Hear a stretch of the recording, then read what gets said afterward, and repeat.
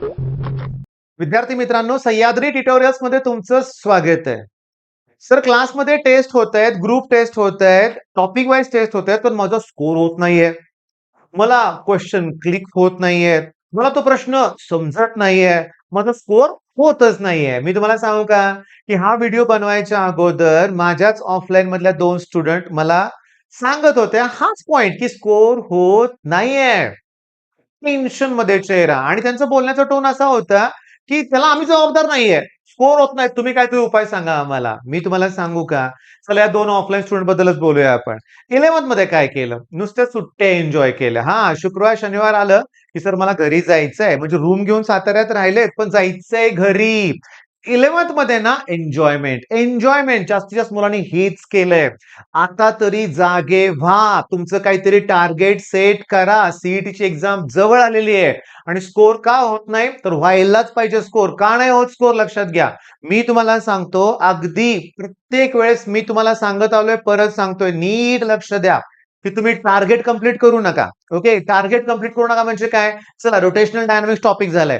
घड्याळाचे MCQs numerical solve करायचे आहेत. ओके, नाही मला सरांना दाखवायचंय मग सॉल्व्ह करतोय मी. नाही, ह्याची वही घे, त्याची वही घे, असं बरेच जण करतात. करायचं नाहीये.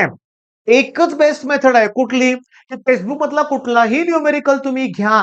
फेसबुक मधला कुठलंही न्यूमेरिकल सॉल्व्ह केलं, की लगेचच त्या टाइपचे पीवायक्यूज आहेत का ते बघायचं, त्याच्यावर काम करायचंय. काय होतं माहितीये का, की बऱ्याच मुलांचं म्हणणं असतं, की सर जेव्हा मी व्हिडिओ लेक्चर बघतोय किंवा जेव्हा मी ऑफलाईन क्लास बघतोय, मला प्रॉब्लेम समजतोय, पण पुन्हा आठवत नाही, परीक्षेत येत नाही. अरे सीईटीत सगळेच क्वेश्चन्स ॲज इट इज येणार नाहीयेत. प्रश्न खूप सोपे येतात, सोपे येतात. नक्कीच सोपे प्रश्न येतात मी तुम्हाला सांगतो. पण जमलं पाहिजे. तुम्हाला काय केलं पाहिजे? फिजिक्समध्ये इम्प्रुव्हमेंट करायची आहे ना तुम्हाला, फिजिक्समध्ये इम्प्रुव्हमेंट करायची आहे ना, तर तुम्हाला फिजिक्ससाठी वेळ द्यावा लागणार आहे लक्षात घ्या. वेळ द्यावा लागेल. एन्जॉयमेंट बंद करावी लागेल हे लक्षात घ्या. वेळ द्यावा लागेल. सर मी वेळ द्यायला पण तयार आहे, तरी मला येत नाहीये. अरे ते येत नाही ह्याचे निगेटिव्ह थिंकिंग आहे हे डोक्यातून काढून टाका. मी तुम्हाला सांगू का? मी तुम्हाला क्लिअरली सांगतो सगळ्या गोष्टी सोप्या आहेत. सगळ्या गोष्टी सोप्या आहेत. तुम्हाला फक्त ना काय केलं पाहिजे? कॉन्फिडन्स वाढवला पाहिजे आणि जे करतोय ते प्रामाणिकपणे. मग आजपासून मी तुम्हाला सांगतोय काय ते बघा. ऑफलाईन क्लासमध्ये जर फिजिक्सचं लेक्चर असेल, तर तुमचं पूर्ण कॉन्सन्ट्रेशन सर शिकवतात काय त्यावर असलं पाहिजे. ओके. बरं ते झाल्यानंतर तुम्हाला त्या टाइपचे क्वेशन सीईटीला आले होते का? हे शोधलं पाहिजे. म्हणजे मी जेव्हा ऑनलाईन करंट इलेक्ट्रिसिटी टॉपिक घेतला ना, प्रश्न कुठला घेतला? Kirchhoff's current law. दुसरा कुठला आहे? Voltage law. Current law conservation with charge related आहे. ओके. आणि voltage law conservation of energy हे सगळे सीईटीला आलेले प्रश्न आहेत. त्याच्यावर बेस करंट लॉ वरती 8-10 प्रश्न आलेत. म्हणजे तुम्ही बाळांनो इथून पुढे तरी अभ्यास करत असताना एक कन्सेप्ट झाली पुस्तकातली, की त्याच्याशी रिलेटेड सगळे एमसीक्यू सॉल्व्ह करायचा प्रयत्न केला, तर तुमचा स्कोर इम्प्रूव्ह होईल लक्षात घ्या. जादू होणार नाहीये. असा कुठला मंत्र नाहीये, की तो म्हणला, की झालं मला जमलं फिजिक्स. होणार नाहीये. तुम्हाला वेळ काढावा लागेल लक्षात घ्या. मी तुम्हाला क्लिअरली सांगू का? फिजिक्सच हा डिसाईड करणार आहे, की आपण कुठं पोहोचतोय. जस्ट मी तुम्हाला सांगतो, लक्ष द्या. व्यवस्थित समजून घेण्याचा प्रयत्न करा. तर 62 मार्क्स पडले. 57 पर्सेंटाइल. इकडे मी मार्क्स आणि इकडे पर्सेंटाइल लिहितोय बरं का. 67 एका मुलाला स्कोर होता. 68 percentile. 77 mark 90 percentile. 84 marks 94 percentile. 88 95 percentile. चला हा एव्हरेज स्कोर आहे. 95 ला पुण्यातलं कुठलंही चांगलं कॉलेज टेकसाठी मिळणार नाहीये ओपन मधून. 95 ला मिळणार नाहीये लक्षात घ्या. मग तुम्हाला जायचंय 96 कडक. तिथं मात्र तुम्हाला अगदी मोठी जंप घ्यावी लागते. म्हणजे बघा हा 90 स्कोर आहे. 20 मार्क वाढवावे लागतात. ओके. 96 अगदी तुम्हाला मी सांगतो 99.0 पर्यंत जायला अजून 20 मार्क वाढवावे लागतात. आणि तिथून पुढं 99.6 कडे जाताना अजून एक 15 मार्क वाढवावे लागतात 0.6 साठी. आणि 99.9 कडे जायचं असेल तर अगदी तुम्हाला 160 कशाला 170 प्लस कडे गेलं पाहिजे. म्हणजे तुमच्या लक्षात आलं का? ही जंप खूप मोठी आहे. ती फिजिक्स शिवाय पॉसिबल नाहीये. चांगला स्कोर आणण्यासाठी फिजिक्सच करावं लागेल लक्षात घ्या. आणि कसं करणार? कसं करणार? फेसबुक. अरे रोटेशनल डायनामिक्स मध्ये पहिला सोडून दिलेला क्वेश्चन हा फॅनशी रिलेटेड आहे. ओके. फॅन स्विच ऑफ केला, किती रिव्हॉल्युशन्स होतील. आणि सीईटीला त्याच्यावर 2 PYQs आहेत. शोधा ना, शोधा म्हणजे सापडेल लक्षात घ्या. पण आमच्याकडे वेळ कुठे? आमच्याकडे वेळच नाहीये लक्षात घ्या. हे जर मी हे असलं करायचं असेल, अभ्यास करायचा असेल, Snapchat केव्हा बघायचं? Instagramवर टाईमपास केव्हा करायचा? ओके. गप्पा कधी मारायचं लक्षात घ्या. ओके. दुकानात जाऊन हे ते खरेदी केव्हा करायचं? एन्जॉयमेंट केव्हा करायचे? ओके. मी जरा रागात बोलतोय असं वाटतंय तुम्हाला, पण रिॲलिटी आहे लक्षात घ्या. मी तुम्हाला सांगतो का थोड्याच मुलांना यश मिळतंय? का? कारण ते डिसिप्लिन्ड आहेत. वेळ वाया घालवत नाहीयेत. मी सांगतो प्रेम नावाच्या मुलाचं उदाहरण देतोय मी इथं. त्याचे पालक म्हणत होते, की "सर पाठवा दिवाळीला घरी." नाही. सीईटी झाल्याशिवाय घरी जाणार नाही. 99 प्लसच पर्सेंटाइल पडलेत. सीओईपी सारखंच कॉलेज मिळालंय. घेतली का सुट्टी? नाही. इथं मी तुम्हाला सांगतो, की आता मी वायड हॉस्टेल आहे ना.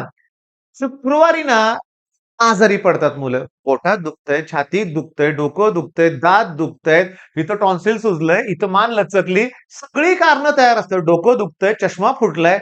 घरी जाऊन येऊ का? ओके.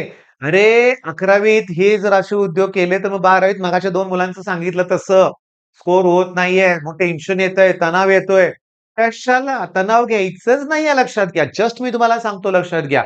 आता हा व्हिडिओ लेक्चर खूप मोठं होईल. करंट इलेक्ट्रिसिटी लाईव्ह लेक्चरमध्ये मी पुस्तकातलेच एमसीक्यू परीक्षेत आलेले दाखवलेत. As it is.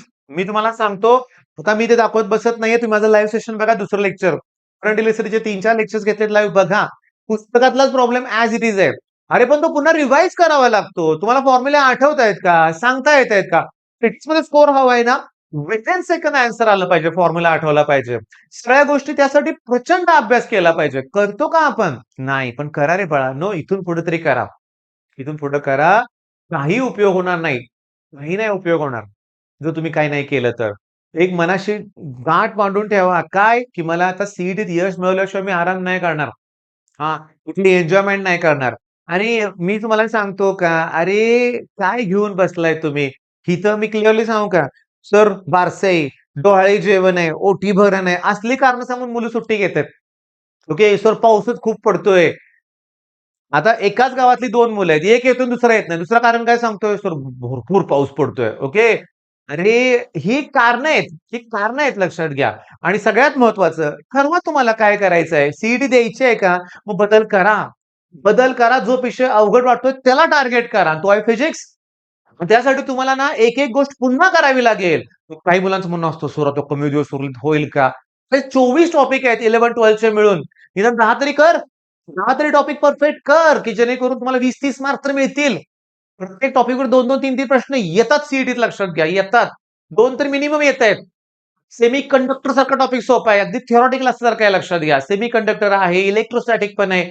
अरे रोटेशनल, केटीजी, ऑसिलेशन, थर्मो हे पहिले 4 टॉपिक आहेत ना, तसे टफ आहेत लक्षात घ्या.